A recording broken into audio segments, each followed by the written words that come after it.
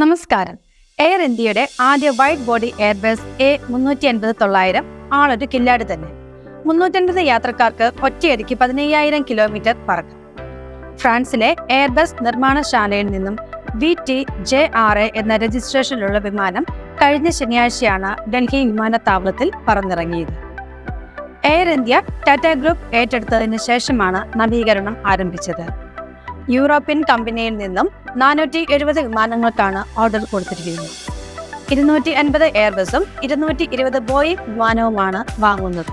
250 Airbus വിമാനത്തിൽ 20 A380-1000 വിമാനങ്ങളും 210 A320 നിയോ narrow body വിമാനങ്ങളും ഉൾപ്പെടുന്നു. അടുത്ത മാർച്ചോടെ 5 വൈഡ് ബോഡി വിമാനങ്ങൾ കൂടി ഇന്ത്യയിലെത്തും. എയർബസ് ജനുവരിയിൽ സർവീസ് ആരംഭിക്കും. ആദ്യഘട്ടത്തിൽ ആഭ്യന്തര സർവീസ് ആണ് ആരംഭിക്കുന്നത്. അടുത്ത വർഷം പകുതിയോടെ അന്താരാഷ്ട്ര സർവീസുകൾ ആരംഭിക്കും. 300 മുതൽ 350 യാത്രക്കാർക്ക് സഞ്ചരിക്കാൻ സാധിക്കുന്ന A380-900 വിമാനത്തിന് ഒറ്റയടിക്ക് 15,000 കിലോമീറ്റർ ദൂരെ പറക്കാനാകും. 350 മുതൽ 410 വരെ യാത്രക്കാർക്ക് സഞ്ചരിക്കാനാകുന്ന A380-1000 വിമാനത്തിന് ഇടവേളയില്ലാതെ 16,000 കിലോമീറ്റർ പറക്കാനാകും. 316 സീറ്റുകളുള്ള എയർബസ് A380-900-ൽ 3 ക്ലാസ് ക്യാബിൻ കോൺഫിഗറേഷനുണ്ട്.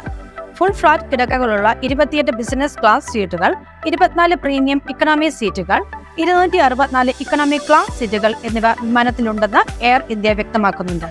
വിമാനത്തിലെ എല്ലാ സീറ്റുകളിലും ഇൻ ഫ്ലൈറ്റ് എന്റർടൈൻമെന്റ് സിസ്റ്റങ്ങളും HD സ്ക്രീനുകളും സജ്ജീകരിച്ചിട്ടുണ്ട്. പുതിയ വിമാനങ്ങൾ എയർ ഇന്ത്യയുടെ പുരോഗതിയുടെയും വ്യോമയാന രംഗത്ത് നിലവാരം ഉയർത്തുവാനുള്ള പ്രതിബദ്ധതയുടെയും തെളിവുകളാണെന്ന് എയർ ഇന്ത്യയുടെ ചീഫ് എക്സിക്യൂട്ടീവ് ഓഫീസറും മാനേജിംഗ് ഡയറക്ടറുമായ കാമ്പൽ വിൽസൺ പറഞ്ഞു. പുതിയ വിമാനങ്ങൾ രാജ്യത്ത് എത്തിച്ചതോടെ ടാറ്റയുടെ ഉടമസ്ഥതയിൽ എയർ ഇന്ത്യ അടിമുടി മാറുന്നതിന്റെ സൂചനകളാണ് നൽകുന്നത്. അതിനിടെ വിപുലീകരണ പദ്ധതിയുടെ സൂചന നൽകിക്കൊണ്ട് എയർ ഇന്ത്യ ഒരു പുതിയ ബ്രാൻഡ് ഐഡന്റിറ്റിയും ക്രൂ അംഗങ്ങൾക്ക് യൂണിഫോമുകളും പുറത്തിറക്കി.